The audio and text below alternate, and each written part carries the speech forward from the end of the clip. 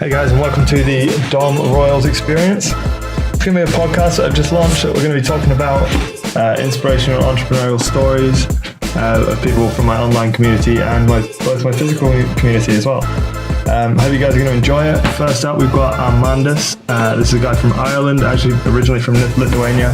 He's got a crazy story. He's gone all the way from the bottom, and now he's on his way to the top. So I hope you guys enjoy it. And hit me up in the DMs.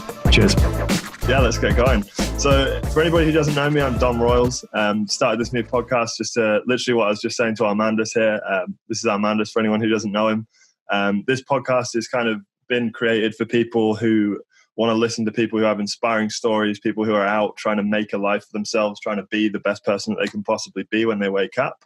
And I thought it was so appropriate to bring on Armandas. I've followed him online for a few months now. And man, introduce yourself. Tell us a little bit about what you do and who you are. Awesome. Well, thank you so much. First of all, just having me on the show. It's a privilege. It's a real privilege. But my name is Armandas Zackevicius. I'm originally from Lithuania. I moved to Ireland when I was 11, and I've gone through a lot of struggles in my life where I was so close to literally killing myself.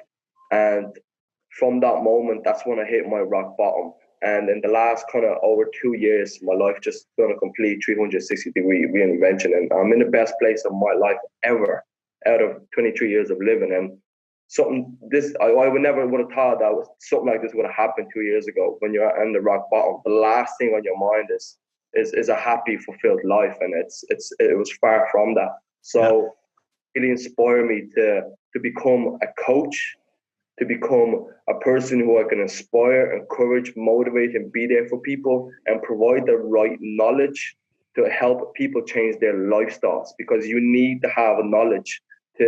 Knowledge is power. We all know knowledge is power, but knowledge is power when you use it.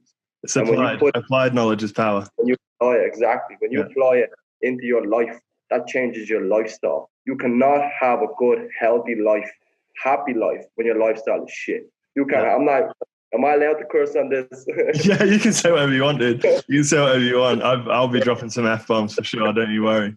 So let me just cut you off there, man. Like, tell me a little bit about your childhood. Like, when you moved to Ireland, how old were you? Well, I was 11 years old when I moved to Ireland. And what was behind that? What was it was it like family decision? Like dad was getting a job or mum was getting a job or something? Yeah, exactly. Pretty much. If I could go back to as far as I remember. Now, the one thing I can say about my childhood is that there's very little moments I remember that will make me smile. Yeah. So why is that? Like when you think about your childhood now, like obviously you have a really, really interesting story. It's a very powerful story.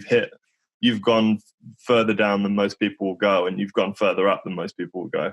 Like just from talking to you now, from seeing the content that you post online, you're very, very comfortable within your own skin, and you've been at the other end of the spectrum. Do you feel like your childhood and everything that happened in your childhood led up to that moment of being at rock bottom? Yeah, definitely. That was the journey of my life. Yeah, that I went through to become who I am right now. Yeah. And why is that, man? Do you think it's the kind of people that you're surrounded by? Do you think it's the community you're in? Do you think it's your parents? Do you think,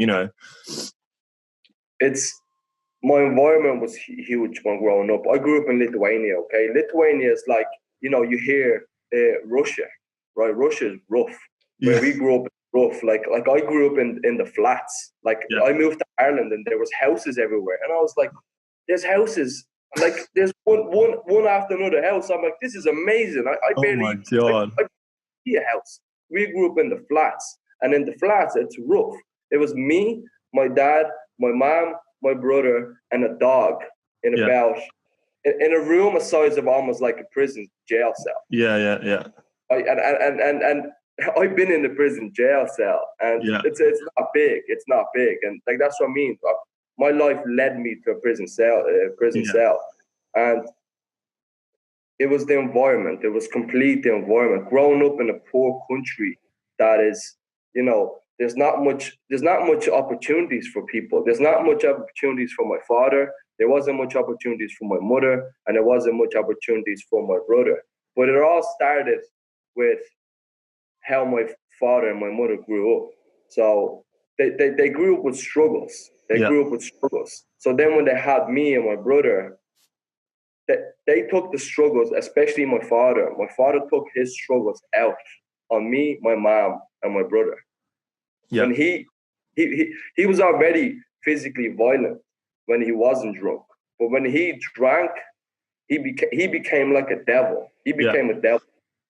Yeah. So when you moved to Ireland, obviously you just talked about Lithuania there, moving to Ireland. You'd never seen a house before. But, you know, if it was so difficult in Lithuania, like obviously your life didn't go, when you were 11 years old, it didn't go up. It continued to spiral downwards. Like, were there people around you when you were growing up in Ireland that were helping you, or was there anybody, you know, how come when you moved to a country, because obviously you moved into a much better environment. I've never been to Ireland, but obviously it's a first world country. It's a nice country. A lot of people are happy in Ireland. You know, why did your life continue to go in a direction that you weren't happy with? And why do you think that happened? If you're looking at somebody's childhood, right, and it's all driven by the subconscious mind, right? That's all it is. It's beliefs and subconscious mind. Yeah. And from a young age, the last thing on your mind to think of is your subconscious mind. If you were told that you have to be aware of your subconscious mind at 7, 8, or 9 years old, you'd be like, "Can I have an ice cream, please?" You don't know what a subconscious mind is. Yes, so growing up in poverty, crime, addiction, you know, physical abuse. That's what you know. In your subconscious mind. So It doesn't matter that I got into a better environment. When I moved Ireland into a better environment, I surrounded myself with the same people that struggled just as me in their childhood. For sure, because that's what you know, right? Like when you're a kid, you're a sponge, and I guess like if you're beaten down, you don't respect yourself as a person. You've only got what your mum and dad have told you. You've only got the memories of Lithuania. You probably just fell into a bad crowd at school. Is that right? Like you probably fell into people that were having the same struggles but in a different country, and that's because you didn't know any different. You didn't know that there were people that were happy. You thought that's where you belonged. Is that right? Like I'm sort of just. Yeah, no, that's right. Cool. So tell us a little bit about like, you know, so you grew up, like what are you doing now? Like just to sort of contrast, like you've come from a very, very rough background. Like what is it that you're doing right now? And, you know, in your day to day, how do you make your money and what are you trying to do with your life now? Well, I'm a full-time coach. I'm a full-time fitness and health lifestyle coach. Yeah. I work with men and I focus on 3 things and 3 things only: improving your mental health, improving your physical health, and having meaningful relationships. Because these are the things that you need to have in your life. Every person, every man needs to have this in their life to actually have a fulfilled life. Because if you have millions or billions, you know, you have a great wife, you have great kids, and your mental and physical health are not where it's supposed to be, you can't really enjoy that. You can't physically be fulfilled with your life if your mental health is suffering and if your physical health is suffering. Yeah, dude, for sure. No, and I think it's really interesting. Just like I found you online because you actually reached out to me. You're a very gregarious, outgoing guy. You're constantly trying to bring people into your community, and not in like a spammy way. There's a lot of guys out there who are like, "Get my free ebook on how to fix your mental health and stuff." Like you're not one of these guys. You're trying to actually help people and impact people on a personal level. You know, that's incredible. There's a lot of people that are going to watch this podcast and they're probably afraid to post on Facebook or Instagram because they don't know what people are going to say about what they're posting and that kind of thing. And you've gone all the way from, you know, you were just telling me before the podcast, we'll talk about this in a little bit now. You've literally gone from not wanting to talk to anybody, not wanting to leave your room. And now you are this like outgoing person that just wants to meet as many people and impact as many people as you possibly can. So tell us a little bit about your sort of later teenage years. How old are you? I'm 23 now. Okay, cool. So I'd imagine that you probably like into your late teenage years, that's when you started getting into trouble. That's when you started, you know, drinking a lot and you had a lot of these bad habits and people around you. Like tell us a little bit about how you were there and you came from there to where you are now. Yeah, well, it kind of, it started off when you're surrounded around, you know, people that you can relate to, you know, where everybody struggled around, you know. And actually later on in my early adult years, I met successful people also, but they still had their own struggles. Yeah. And so, yeah, it kind of started off with just normal, just drinking in that type of environment. I was 15, 14, drinking. Yeah, it must have been 14. I was smoking since I was the age of 9. And actually, Oh when I my moved God. it was crazy. Like, it was normal thing in Lithuania. If you 9 years old smoking, 8 years old smoking, it's like, that's normal thing. Do you know what I mean? So when I moved over to Ireland, I was still smoking, and especially as I got into the environment I was still smoking. So Yeah. I was smoking from 9 years old till 14 till I started kind of fully like drinking, Yeah. So it started off with just drinking, Yeah. smoking, skipping school. See, it was my mother that moved over to Ireland first. My mother and my father separated. So my mother moved over, and then 1 year later, she came back to get me. So when we were living in Ireland, my mother did not have control of me because, she's still struggling with her own issues today. But Yeah. she was also struggling with her own issues when we moved over to Ireland. So she still couldn't look after me. She tried, but she couldn't look after me. Yeah, dude. So that's what it started off. I got with a bad crowd, drinking, smoking. It started off with alcohol, then moved on to weed, started smoking marijuana almost every single day by the age of about 15. Okay, Jesus. so it progressed fairly quick if I think back now when I was 14 and 15, like I had I felt like I had no reason to live. I felt like, what is this thing life? Who cares? Who cares Yeah, about life? yeah, yeah. Yeah. You know what I mean? Just whatever, do whatever. So that's what it was. I surrounded myself with people who said the same thing. What is life? Do whatever. Because everybody's struggling with their own pains and issues and struggles and obstacles. And smoking weed, drinking. And then as I got into 16 and 17, that's when the harder drugs came in. That's because smoking weed and drinking, you don't get a buzz anymore. You need something strong. So it started off ecstasy. First was ecstasy. I was using ecstasy almost. It started kind of every weekend, just partying drug. And it wasn't the party to have a good time. Like, I had a good time partying, but it was a part of me which I tried to suppress. Yeah. I wasn't a happy person and just going, oh, I'm just gonna do drugs and be happy. I wasn't. I was trying to suppress my past and live this fake chemical life that made me high. And started off ecstasy. So it wasn't like you were doing it to go out and have a good time with your friends. You're doing it to fill the void that drink and weed wouldn't fill for you anymore, right? Exactly. So like on this downward spiral, like how bad did it get? What was your worst day? On my worst, after ecstasy, it became cocaine. Yeah. After ecstasy, it became cocaine, and then cocaine and amphetamine speed was a normal day-to-day thing. Yeah. When I was doing cocaine on my own, that's when I realized I have a real problem. Yeah. At the start, it was just having fun and I was fitting in with the crowd. But deep down, I knew I had issues. But I was still doing it with people. It was fun. But when I started doing it on my own every morning, just to get me up, just to get me straight, I knew I had a problem. And I went on like this for, it was about 6 or 7 months. I went on like this, just using drugs and constantly using drugs. And then I hit a rock bottom. I fell into severe depression. And I didn't know what it was. Yeah. I did not know what it was. And it was almost like a sinking ship, right? Like you're trying to just plug the hole with more drugs, more. That's exactly what it was. Like you're literally and you get yourself into this hole. Like, Exactly. And then, so I was like, I need to stop doing drugs now. I was like, I need to stop doing drugs because I'm doing drugs on my own now. I need to stop this. So I almost went like cold turkey. I locked myself in my house and I was like, I'm away from the world. And the depression was always there, but it was suppressed by drugs. Yeah. So when I stopped doing drugs, the depression hit me like 10 times harder. Yeah. I remember being in my room for about 4 weeks. It was 1 month straight. And I just had the blanket over my face like this, and everything just seemed so empty. Every single thing just seemed so empty. And I did not know what that was. And if you would have told me that my life is the way it is now, I would have done absolutely anything in that moment to be where I am now. I would have done everything but I didn't know. I was so lost. I was like, my fiance, when she met me, she always says this to this day. You were like a lost key. You were just a lost key. Everybody was using the key and you were lost. Yeah. You know what I mean? And that was my rock bottom. Hitting depression for the first time was my rock bottom. Yeah.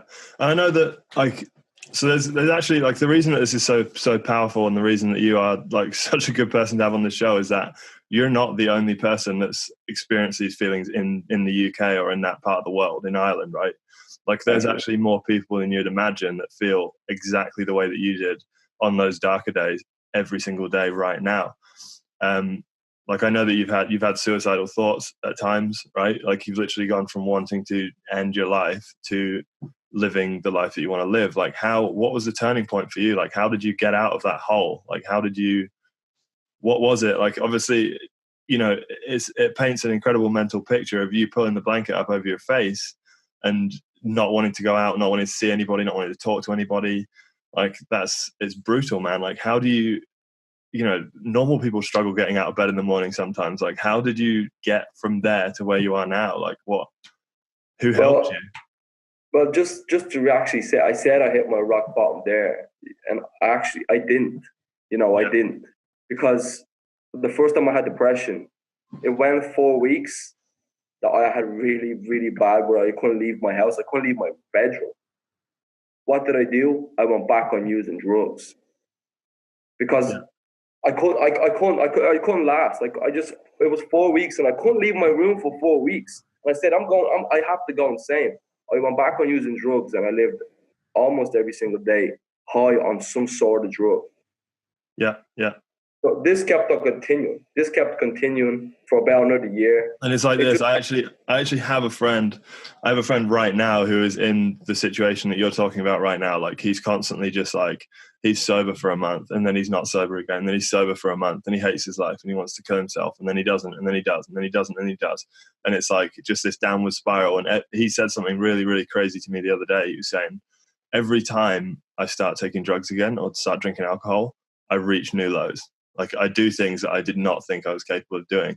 Like, dude, how do you get out of that? Like, when was the moment in your mind where you're like, this has to stop? And it was, because obviously a lot of people say, I'm never going to drink again. Like, but then they find themselves in that situation. Like, there must have been a moment in your mind where you're like, I'm going to die if I don't do something about this now. Well, exactly what happened was, I was partying like crazy. And that was after I went back on using drugs. Yeah. And it was December 2016, I think it was, or 15. I'm not sure right now. Yeah, it was 16. And after partying for the last 4 months, I was watching TV on my own, literally feeling depressed. I'm coming off all the drugs. You know, it's still like, I'm just waking up in the morning. The day is going by, and I'm just staying in my house, and I'm not leaving my house. For some reason, I'm just not leaving my house. My phone is turned off. I'm just in my kitchen, and the telly is on. I don't even hear the television. And I'm looking up at the ceiling, and I see the ceiling, and I see the wires, and there's a thought in my head says, if I put a belt or any cable around the lamp, and I put it around my neck, would the lamp break, or would I kill myself? And I wasn't aware of that until I was literally just looking at that lamp for about 10 minutes. It could have been even longer. And then I realized what I was thinking of. I realized what was going in my head through that. In my head, it was, will I do it, or will I not? Will I do it, or will I not? And for about 10 minutes, or could have been even more, I don't even remember right now exactly. But I remember looking up to the ceiling and thinking, will I do it, will I not? Will I do it, will I not? And then I became aware of my thoughts. And that's when I realized, I'm playing with death now. I'm playing with death. Yeah. I am this close of killing myself. I am sitting here for 10 minutes thinking, will I kill myself or not? Yeah. And that was it. Yeah. That was it. I stopped. From that day, I stopped doing drugs. I literally got clean. I don't know what it was. I got because I made a decision in my head that that's it. That was it. That was it. Like not 90, not 80%, not 50%, not 99.9%, 100%. That's it. I'm out of this. I don't want this anymore. I'm sick of it. I got too much pain. I need to do something about it right now. And I got the power. I don't know what it was. I strongly believe in God. I strongly believe in God, and He's been good to me. As did you believe in God? Did you believe in God before, or did you believe in God since those days? I believe in God since. Yeah, that's awesome, man. That's crazy. He touched me. I felt it. I felt His presence, and certain people led me to His presence. Yeah, and these people are like. These people are God's children. They do amazing work in the community and in Dublin and in Ireland to help people. They do amazing work. Well, to help people like yourself, right? Exactly. People with drug addictions, with debts, all type of people who struggle in their life. Yeah. So it's like, just to sort of clarify, like, obviously, like I've said, I've spent a lot of time with people who are in situations like you were in. They've been heavily addicted to drugs. Like, obviously, talking to you now, people are looking at you and it's like night and day. They're like, well, obviously, if you're going to kill yourself, you're going to tell yourself, I have to stop doing this and that and the other. But having spoken to people who are in the same position as you were in, it's not as easy as that. Like, it's really not. Like, I mean, you make it sound very easy in the sense of like, that was when I knew I had to stop. But like, these moments come through your head every single time you hit rock bottom, right? Like, every single time you have these waves and you're in bed and no, this is it. This is the time, this is it. It's going to stop now. But like, removing yourself from that. And there's like a massive stigma around addiction, especially in the Western world, that you have an addictive personality, or, you're addicted to drugs because look at you, because, you have no willpower. But it's so much deeper than that, isn't it? It's attached to the issues and the depressions that you have. Yeah. And it's actually like, it's got nothing to do with, are you addicted to cocaine? It's like, you're addicted to cocaine because you have problems that you're trying to suppress. Like, you need to fix your own head before you start looking at the drugs and stuff. Like, you need to start addressing these issues. So, I mean, was there anyone in your life that you could talk to about this kind of stuff? You just mentioned your fiance. Like, was there somebody that you could reflect on and be like, oh my God, I have these bigger issues that I need to talk about? Yeah, but that was the thing, my at that time when I literally said, after the conversation of myself thinking, will I kill myself or not? First of all, I think I already had a lot of lows, but that time it was enough. I said it was enough. That's when you decide. There's only two ways that are just going to make a person change: too much pain or constant pleasure. For what I was doing with drugs was just it was short-term pleasure. Yeah. But it caused pain, and I had pain all along. That's why I want the short-term pleasure. And you're going deeper. You're going deeper, right? Like, every time you take more drugs, you get deeper and deeper. Your issues become bigger and bigger, and you just collect more. Exactly. That's when addiction forms, because you want something short-lived. Yeah. And then it starts again. All you're trying to do is suppress some pain. It's some people's neglect, loneliness, abuse, whatever it is, it's pain, and people trying to suppress that. So for me, I didn't have much support. My mother was struggling at that time, and she still is struggling. And my brother was struggling at that time, and he is still struggling. And I had some family members also that were just, they couldn't help me. They couldn't. And when I made that decision, now, the gym life was always part of my life. Okay. So you were going to the gym this whole time? Not like, it wasn't like whole time, of course, but yeah, I would make sure I drop in like once into the gym, once a week. Yeah. Right. Just like, and sometimes I literally go into the gym high. I would sniff some cocaine and go into the gym, and I'm like, I was crazy. Like, why am I doing this? But it was still there. The love for the gym was never ended. So it did not matter. I would still go there.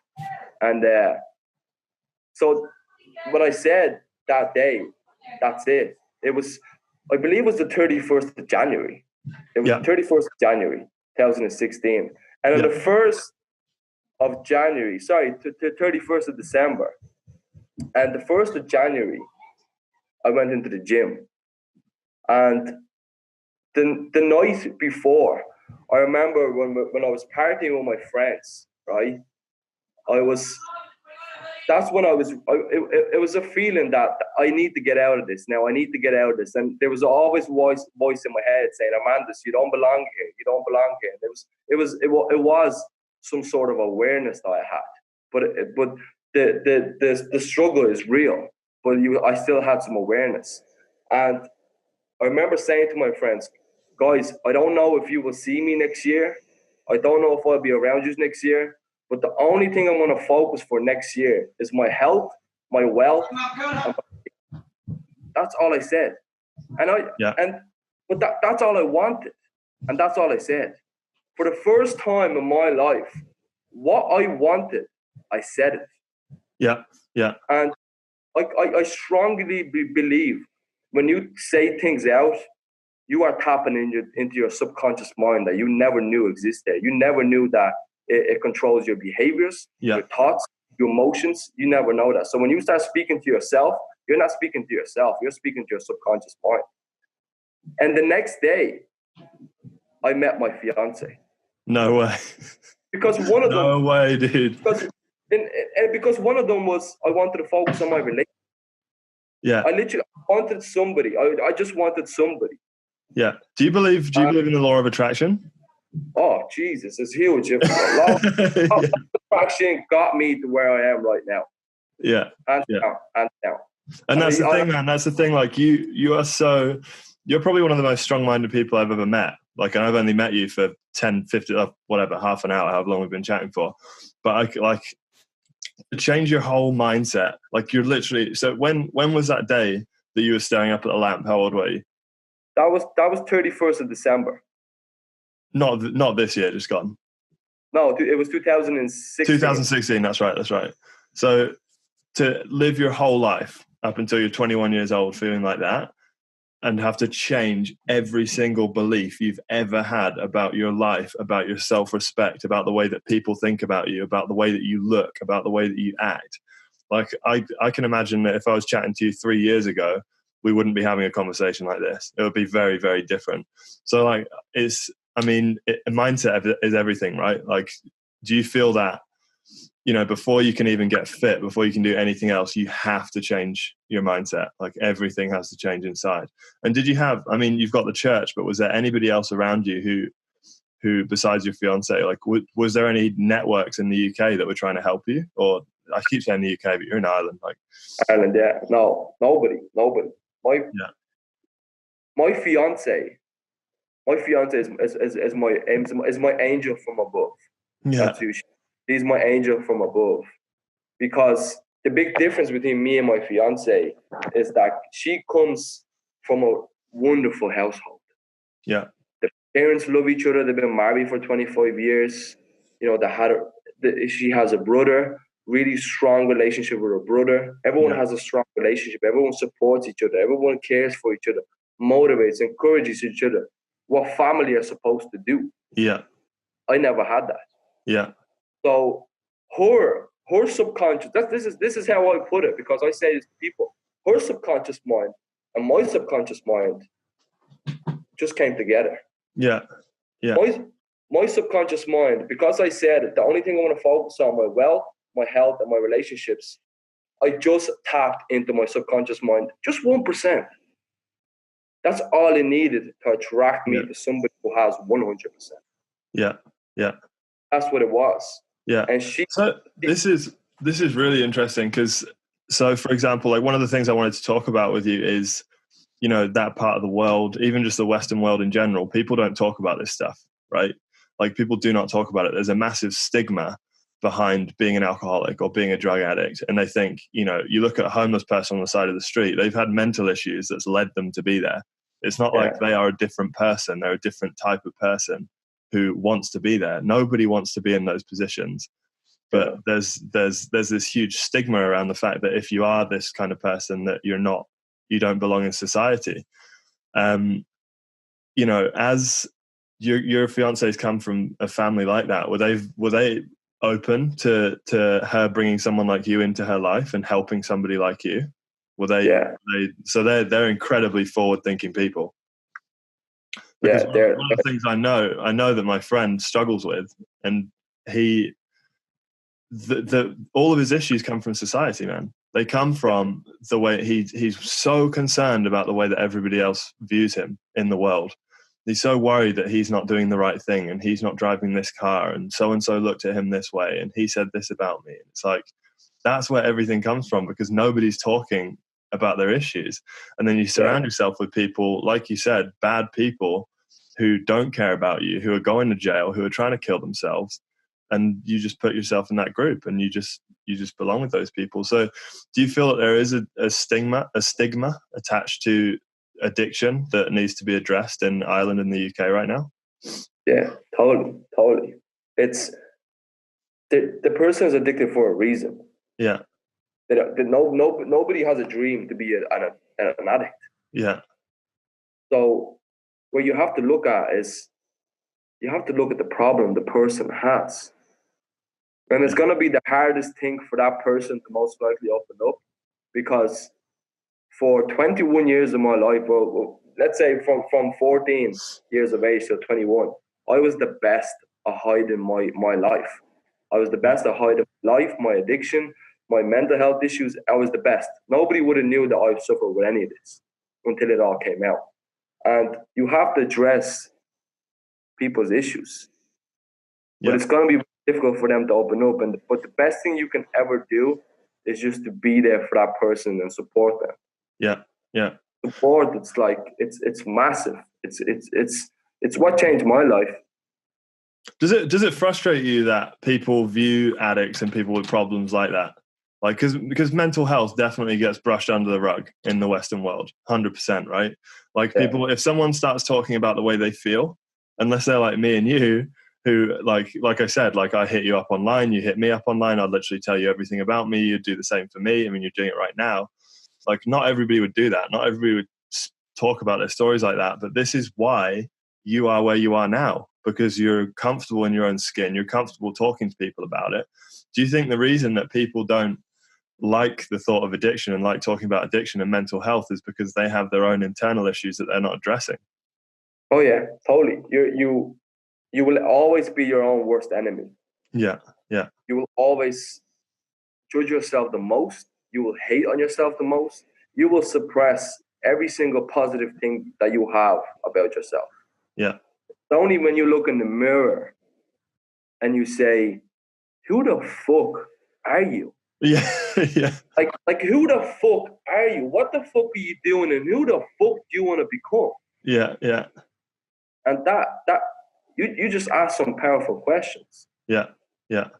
Like, I was still struggling a lot when I even met my fiance. We went through hell.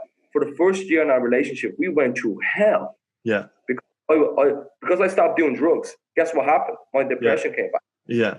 And you have to break these chains, dude. It's exactly like I was saying. Like, it's not like a switch. It's not like for me, like I had a very, very like comfortable childhood. I had a very easy upbringing. And even for me to try and be a successful person, I'm breaking chains and limitations in my own head to get to where I want to be. So to have been literally as far down as you can possibly be, it's going to take time. Like, it's going to take time, and you're going to burn bridges along the way, right? Like, you have to say no to all the people that wherever you're friends for the last 21 years, and you have to put them out of your life, and you have to put your trust in your fiance, but you still have, like you said, your subconscious is still telling you that you belong over here, but your fiance is telling you, no, you belong over here with us. Like, you need to be this type of person. It's an incredibly hard thing to do, but mindset is everything, right? Like, mindset is everything. It's constant battle with yourself.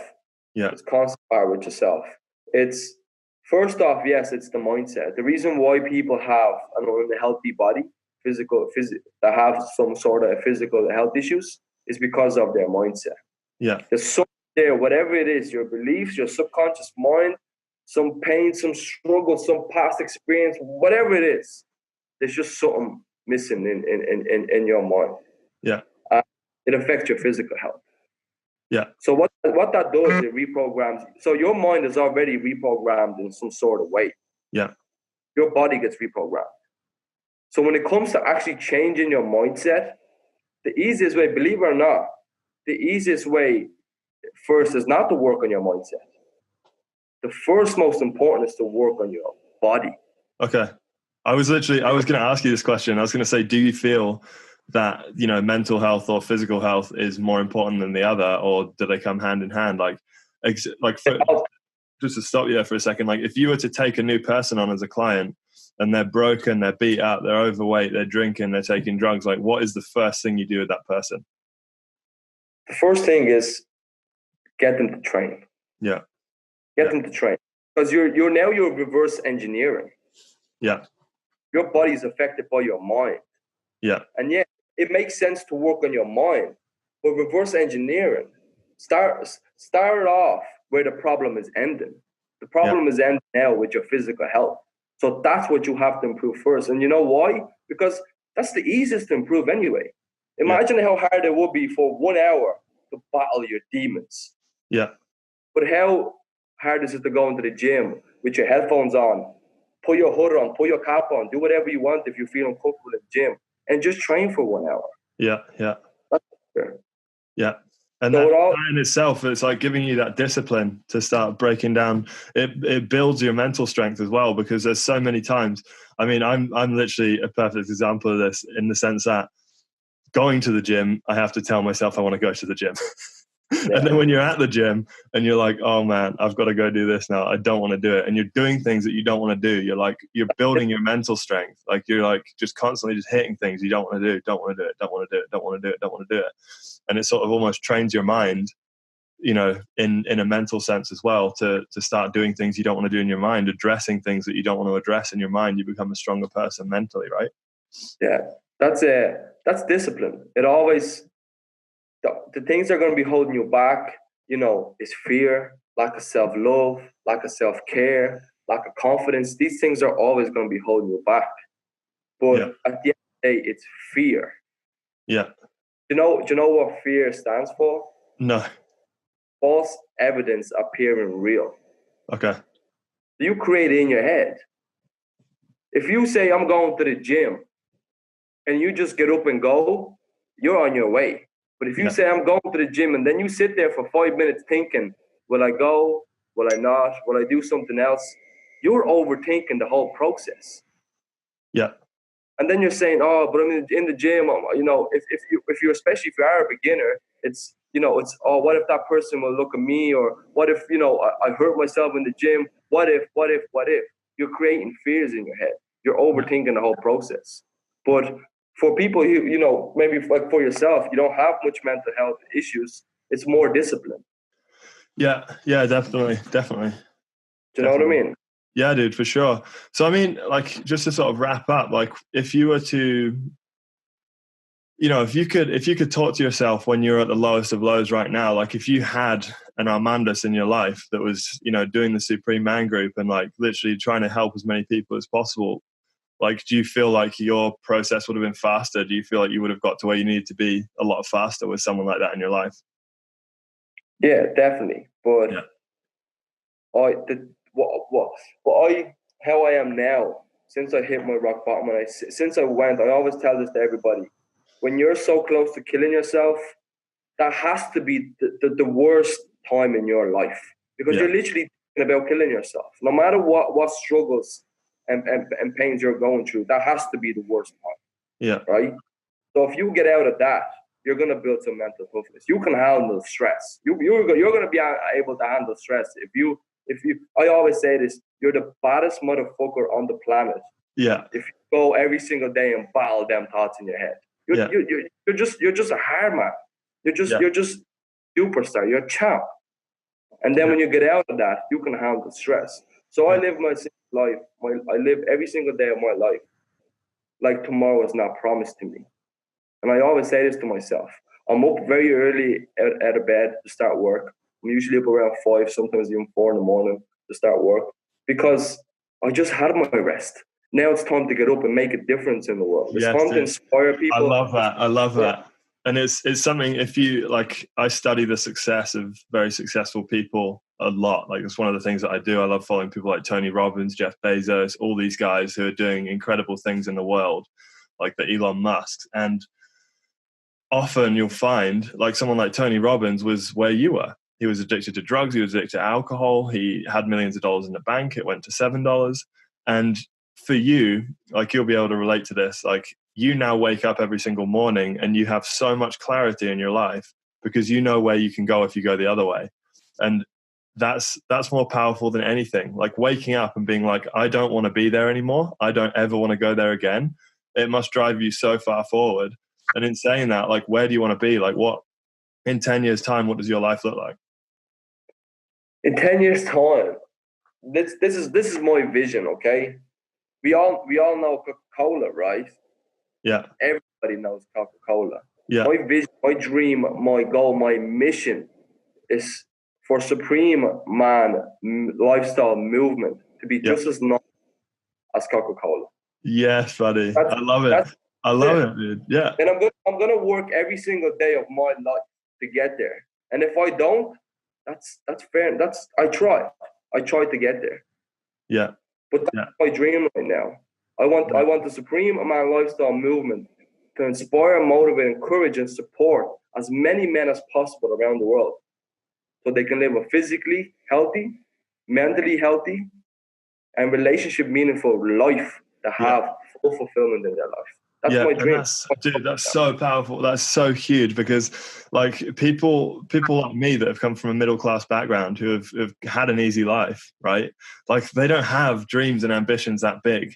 That's what's so crazy, man. A lot of people, like, this happens at all walks of life, man. Like, there's people that have had a rich upbringing that don't want to be as big as Coca-Cola because, fuck, they're already as far as they are now. Do you know what I mean? Like, they're already like where they are now. So that's why, like, this is what's so incredible, is that if you didn't have the moments that you've had, if you didn't have the upbringing that you had, you wouldn't feel the way that you do now, which is so crazy, man. Like, it's crazy because if you had just had an easy upbringing, you might not want to do the things that you want to do. So it's almost like a blessing in disguise that you've been where you've been. You've seen these things that people are never going to see. Like, I will never know what it's like to be looking up at something and trying to kill myself and thinking, is this the right decision right now?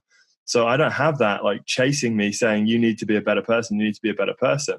So it's incredible that, like, you see this in a lot of successful people where they've had these moments and it's like a switch. They just flip the other way and they go all the way to the top and they make millions of dollars doing what they're doing. And more importantly, they're just impacting people's lives on a bigger level. So where can people find you? Like, what's the best way to find you online? Like, if people want to reach out to you and hear more about your story and maybe even people who are feeling bad and want to change their lives. Yeah, totally. If anyone struggles with their life in any way, feel free to reach out to me. I'm always there to support. I get hundreds of messages of men every day, and I'll actually take about 3 to 4 hours per day. Like, that's why I get up sometimes at 4 a.m. because I'm like, I need to answer loads of messages, you know, and I'm trying to be there for people to help them. But best way to find me is on Instagram and Facebook. Instagram will be the Supreme Man Coaching. Yeah. And on Facebook, it would be just Armandas Zackevicius, my name. Or also the private group that I have, that's almost 500 people. I only set that up about 4 months ago, and it's growing fast. It's the Supreme Man Lifestyle Group. Yeah. Yeah, and I'll be linking all this stuff in my bio in the YouTube and wherever this podcast gets posted, so that you guys can reach out to Armandas and hear more about his story. But man, like, it was so good to get you on. It's good to chat to you and actually find out about you. Like, Armandas hit me up 3 or 4 months ago, I think, or maybe 3 months ago, and literally just out of the blue, hey man, can you just join my group? And I'm trying to build this community. I'm like, yeah, sure, whatever, dude. And then I just sort of followed him, and for any of you, like, he's from Lithuania, but he's got the craziest Irish accent going on. So he's an interesting guy to watch, and I'm sure that he's going to achieve amazing things. So cheers for having you on the show, man. If anyone likes this podcast, obviously feel free to like and subscribe on YouTube and wherever you're watching. But Armandas, appreciate your time, buddy. Yeah, you too, bro. Great talking to you. Cool. Cheers, bud.